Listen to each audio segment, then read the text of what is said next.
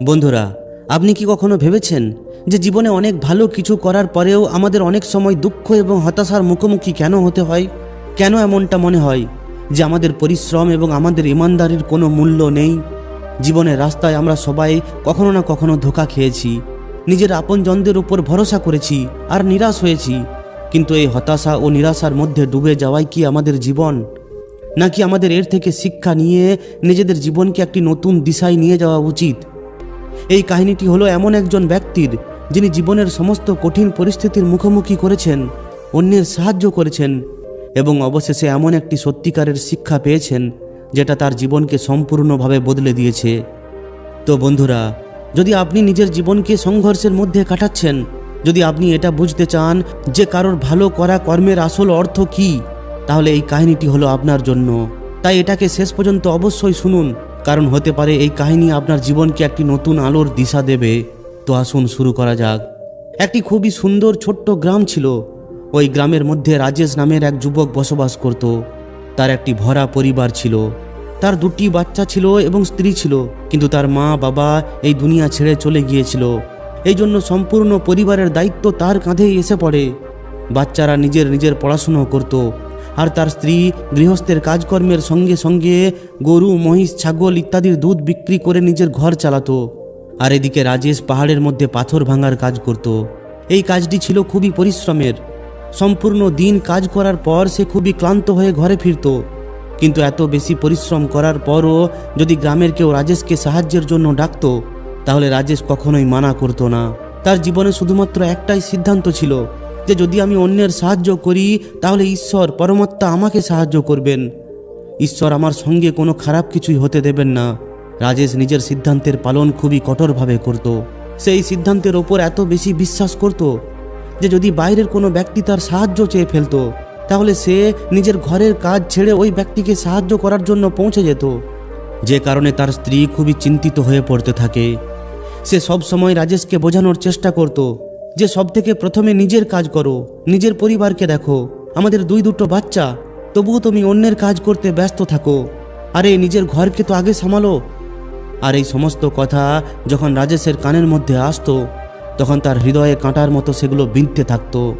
আর ওই 2 স্বামী স্ত্রীর মধ্যে লড়াই ঝগড়া শুরু হয়ে যেত। বেশিরভাগ সময় তাদের লড়াই ঝগড়ার কারণ এটাই হতো। কিন্তু না তো রাজেশ নিজেকে বদলাতে পারে, আর না তো তার স্ত্রী তাকে বোঝানো কখনো বন্ধ করে। এই কারণেই প্রায় প্রত্যেক দিনই তাদের ঘরে ঝগড়া লেগেই থাকতো। আর যদি ওই গ্রামবাসীদের কথা বলা হয়, তাহলে তারা রাজেশের স্বভাবকে জানতো। আর তারা জেনে বুঝে যে কাজগুলি খুবই সহজ হতো, যেগুলো তাদের সামর্থ্যের মধ্যেই থাকতো, ওই কাজগুলির জন্যও তারা রাজেশকে ডাকতো, যাতে করে তাদের নিজেদের কম পরিশ্রম করতে হয়। কথার অর্থ হলো ওই গ্রামবাসীরা রাজেশের এই সুযোগের ফায়দা নিত, আর সবাই পেছন থেকে তাকে নিয়ে মজা করত, তাকে বোকা বলতো। এইভাবেই একদিন রাজেশের স্ত্রী খুবই অসুস্থ হয়ে পড়ে। রাজেশের দ্বারা যেটুকু সেবা যত্ন হতো ততটুকু সে তার স্ত্রীর জন্য করে। সে গ্রামের চিকিৎসককে ডেকে তার স্ত্রীর চিকিৎসা করায়, কিন্তু এই রোগ ওই চিকিৎসকের নাগালের বাইরে ছিল। এই জন্য ওই চিকিৎসক রাজেশকে বলে যে তুমি নগরে গিয়ে কোনো বড় চিকিৎসককে দেখাও, তাহলে হয়তো তোমার স্ত্রীর জীবন বেঁচে যেতে পারে। যত তাড়াতাড়ি সম্ভব নগরে পৌঁছানোর ব্যবস্থা করো, না হলে তোমার স্ত্রীর জীবন সংকটে পড়ে যাবে। এটা শুনে রাজেশের পায়ের তলা থেকে মাটি সরে যায়, কারণ সে ভেবেছিল যে কোনো সাধারণ রোগ হবে হয়তো। কিন্তু যখন সে ওই চিকিৎসকের এই কথাটি শোনে, তখন সে ভয় পেয়ে যায়। এখন সে তার স্ত্রীকে কিভাবে নগরে নিয়ে যাবে, কারণ তার কাছে এত অর্থ ছিল না যে তার স্ত্রীর জন্য একটি ঘোড়ার গাড়ি করে তাকে নিয়ে নগরে যেতে পারে। তার স্ত্রীর অবস্থাও চলার মতো ছিল না। এই জন্য তাকে নগরে পৌঁছানোর জন্য কোনো ঘোড়া গাড়ির অবশ্যই দরকার ছিল। ভাগ্যক্রমে তার এক বন্ধুর কাছে একটি ঘোড়ার গাড়ি ছিল। সে মাঝে মাঝেই ব্যবসার জন্য নিজের ঘোড়ার গাড়ি নিয়ে নগরে যেত। এই জন্য রাজেশের মনের মধ্যে এই বিচার আসে যে আমি আমার প্রতিবেশী বন্ধুর থেকে ওই ঘোড়ার গাড়িটি নিতে পারি। আমি আমার প্রতিবেশীর কোনো কাজকেই কখনো না বলিনি, তাই সে আমার এই দরকারকে কখনোই না বলতে পারবে না।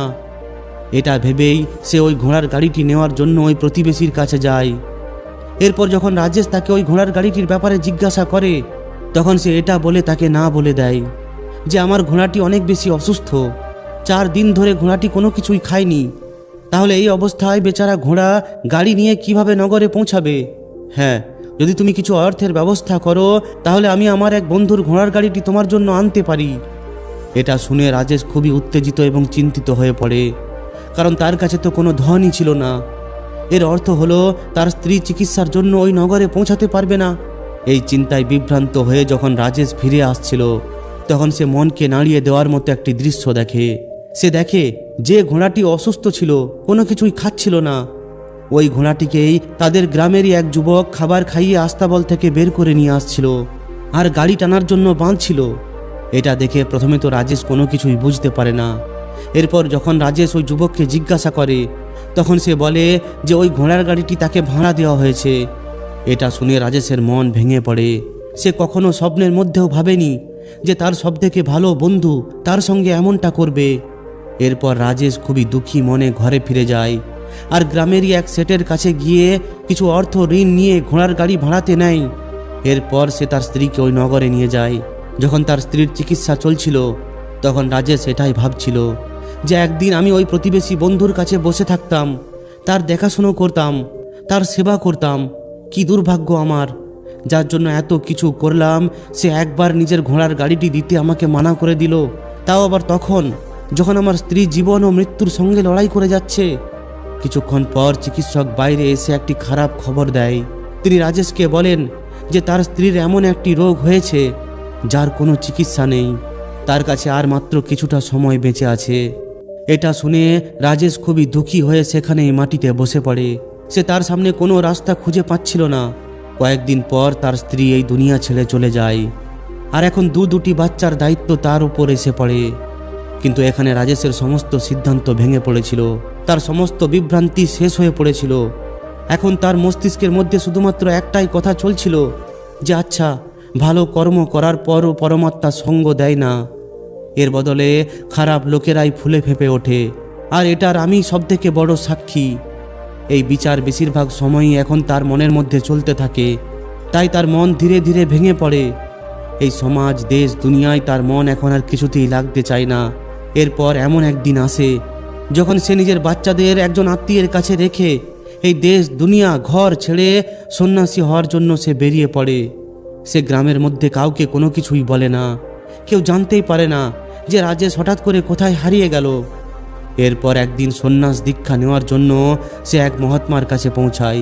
ওই মহাত্মা ওই সময় ধ্যানের মধ্যে বসেছিলেন। ধ্যান থেকে বের হওয়ার পর তিনি রাজেশকে খুবই ভালোভাবে দেখেন আর তাকে সন্ন্যাসী হওয়ার কারণ জিজ্ঞাসা করেন। তখন রাজেশ ওই মহাত্মাকে তার জীবনের সমস্ত ঘটনা খুবই ভালোভাবে শোনায় আর বলে, হে গুরুদেব, এই দুনিয়া থেকে আমি কোনো কিছুই অর্জন করতে পারিনি। এই দুনিয়া থেকে আমার মন উড়ে গেছে। যখন আমার নিজের কাছের বন্ধুই আমায় সঙ্গ দেয়নি, তখন এই দুনিয়ায় থাকার আর কি মানে? আর এই কারণেই আমি সন্ন্যাসী হতে চাই। এটা শোনার পর ওই মহাত্মা বলেন, হে পুত্র, মনে রাখবে, জীবনের থেকে বিরক্ত হয়ে সন্ন্যাসী হওয়া তোমাকে পরম সুখ পর্যন্ত কখনোই পৌঁছাতে পারে না, পরম আনন্দ পর্যন্ত কখনোই পৌঁছাতে পারবে না। তুমি এই দুনিয়া থেকে নিজের মনের মধ্যে একটি বোঝা নিয়ে বিরক্ত হয়েছ। তুমি এই দুনিয়া থেকে পরমাত্মার খোঁজ করার জন্য বিরক্ত হওনি। এই বিভ্রান্তের মধ্যে কখনোই থাকবে না যে তুমি সংসার থেকে বিরক্ত হয়েছ, কারণ এই সংসার তোমাকে ধোঁকা দিয়েছে, এমনটা তোমার মনে হচ্ছে। এই জন্য তুমি কখনোই পরমাত্মার উপর বিশ্বাস করতে পারবে না, আর না তো তুমি তার উপর কখনোই সম্পূর্ণ আস্থা তৈরি করতে পারবে। এই জন্য সন্ন্যাসী হয়েও তুমি কখনোই এর সম্পূর্ণ লাভ নিতে পারবে না। সন্ন্যাসী হওয়ার লাভ তখনই নিতে পারবে যখন আমাদের পরমাত্মার উপর সম্পূর্ণ আস্থা হয়ে উঠবে। আমি তোমাকে জিজ্ঞাসা করছি যে তোমার কি পরমাত্মার উপর আস্থা আছে? এটা শুনে রাজেশ বলে, হে গুরুদেব, আমি তো দুনিয়া দেখে এসেছি। সেখানে যে খারাপ কর্ম করে এসেছে সেই ফুলে ফেঁপে উঠেছে, আর যে ভালো কর্ম করে সে কোনো কিছুই পায় না। পরমাত্মা তাকে শুধুমাত্র দুঃখই দেয়। এই জন্য আমি পরমাত্মার উপর কিভাবে নিজের আস্থা রাখতে পারি? এটা শুনে মহাত্মা বলেন যে এটাই তো আমি তোমাকে বোঝাতে চাই, যে তুমি যদি নিজের সম্পূর্ণ এনার্জি নিজের সন্ন্যাস জীবনে লাগাও আর এরপরও যদি তুমি কোনো ফল না পাও, তাহলে তোমার কেমন মনে হবে? এই জন্য কাউকে সাহায্য করার জন্য আমি তোমাকে 5টি সিদ্ধান্তের কথা বলছি। এই 5টি সিদ্ধান্ত খুবই ভালোভাবে বুঝে আবার সংসারে ফিরে যাও আর সংসারে গৃহস্থ জীবনযাপন করো। তারপরেই সন্ন্যাসের জীবন উদয় হবে। যখন আমরা নিজেদের গৃহস্থ জীবনকে সম্পূর্ণভাবে বুঝে নিই আর নিজের দায়িত্বকে নির্বাহ করে ফেলি। এটা বলে মহাত্মা বলতে শুরু করেন, হে পুত্র, যখন তুমি কাউকে সাহায্য করো তখন সবথেকে প্রথম সিদ্ধান্ত যেটা তোমাকে খুবই ধ্যান রাখতে হবে, সেটা হলো কাউকে সাহায্য করার সময় কখনোই তার থেকে কিছু আশা রাখবে না। তুমি এটা কখনোই ভাববে না যে আজ আমি এর সাহায্য করে দিলাম, তাই এর বদলে কাল সে আমারও সাহায্য করে দেবে। যদি তুমি এমনটা ভেবে থাকো তাহলে তোমাকে নিজের জীবনের দুঃখ ভোগ করতেই হবে, কারণ কেউ না কেউ একদিন না একদিন তোমার আশা ভরসা অবশ্যই ভেঙে ফেলবে। আর বাস্তবে এটা কোনো সাহায্য নয়, এটা হলো আমাদের লোভ ও চাওয়া পাওয়ারই একটা রূপ। আমাদের মনের মধ্যে লোভের ভাবনা রয়েছে, আমাদের মনের মধ্যে এর বদলে কিছু পাওয়ার ভাবনা রয়েছে। আমরা এটা ভেবে কাউকে সাহায্য করে দিই যে আমি এর সাহায্য করে দিচ্ছি, তাহলে এর পরিবর্তে সেও কাল আমাকে সাহায্য করবে। আর এই লোভই আমাদের বেশিরভাগ সময় ওই সমস্ত ব্যক্তিদের সাহায্য করতে বাধ্য করে যারা কোনো না কোনোভাবে ধনী হয়ে থাকে। কারণ আমাদের এটা মনে হয় যে আগামী দিনে এই ব্যক্তি অর্থ দিয়েই আমাদের সাহায্য করবে, আর এই জন্যই বাস্তবে যার সাহায্যের প্রয়োজন হতে পারে সে গরিব ব্যক্তি, কিন্তু আমাদের মন লোভে পড়ে তার সাহায্য কখনোই করবে না। এই জন্য কাউকে সাহায্য করার জন্য নিজের বিচারকে বিস্তৃত করো। কোনো একটি বর্গের মানুষের জন্য নিজের সাহায্যের হাত বাড়িয়ে দেবে না। তোমার সাহায্য সবার জন্য সমান হওয়া উচিত। একটু ভাবো, একদিকে তোমার বন্ধু যার কাছে অনেক বেশি ধন সম্পদ আছে, আর অন্যদিকে কোনো একটি গরিব মহিলা রয়েছে যে ক্ষুধার্ত তৃষ্ণার্ত হয়ে বসে আছে। তোমার বন্ধু তোমাকে বলল যে আজ খাবার জন্য ভালো ভালো জিনিস অর্ডার করো, আর অন্যদিকে ওই মহিলা তোমার থেকে 2টি শুকনো রুটি চাইছে। এখন তুমি কাকে সাহায্য করবে? কে আসল সাহায্যের অধিকারী? এখানে সবথেকে প্রথমে আমাদের কর্তব্য হলো ওই মহিলার ক্ষুধা নিবারণ করা। কিন্তু বেশিরভাগ মানুষ এটা ভাবে না, সে তার বন্ধুকে তো খাইয়ে দেবে, তাকে তো বাজার থেকে অনেক দামি দামি খাবার কিনে দেবে, কিন্তু কোনো গরিবকে তার খিদে মেটানোর জন্য কোনো অর্থ বা খাবার দেবে না। দ্বিতীয় কথা যেটা খেয়াল রাখতে হবে সেটা হলো সাহায্য করার সময় আমাদের কোনো লোভ তার সঙ্গে যেন সংযুক্ত না হয়। বেশিরভাগ সময় যখন আমরা কাউকে সাহায্য করি তখন আমাদের লোভ, লালসা এবং আমাদের স্বার্থই তার সঙ্গে জড়িয়ে থাকে, আর আমরা নিজেদের ভবিষ্যতের পরিকল্পনা তৈরি করে ওই ব্যক্তিকে সাহায্য করি।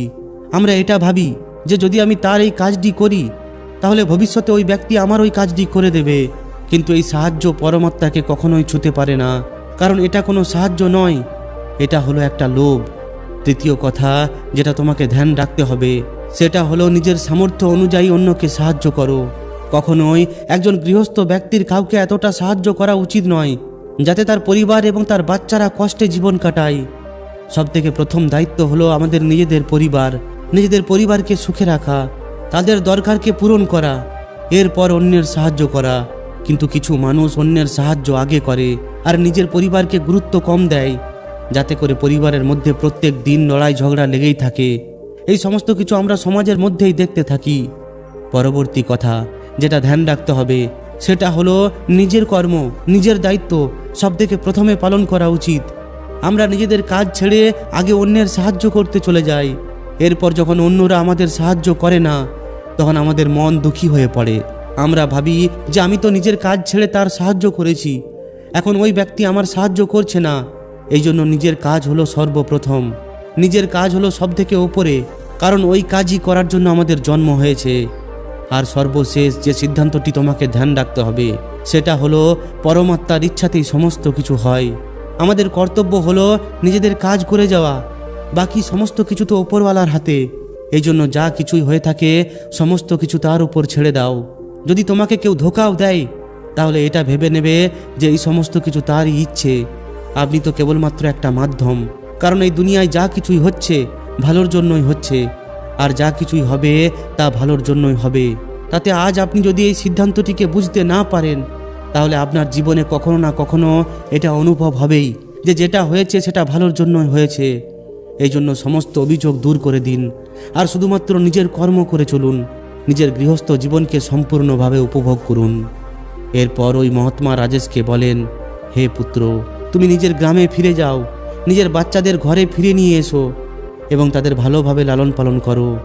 এটা শুনে রাজেশ নিজের বাচ্চাদের সঙ্গে নিজের গ্রামে ফিরে আসে। গ্রামের কেউই জানতে পারে না যে রাজেশ কোথায় গিয়েছিল আর কি শিক্ষা নিয়ে ফিরে এসেছে, কিন্তু পরের দিন সকালে গ্রামবাসীরা রাজেশের চেহারার মধ্যে আলাদা একটি চমক দেখতে পায়। তো বন্ধুরা, যদি এই ভিডিওটি থেকে আপনি একটুকু শিক্ষা পেয়ে থাকেন তাহলে অবশ্যই একটি লাইক ও শেয়ার করে দিন।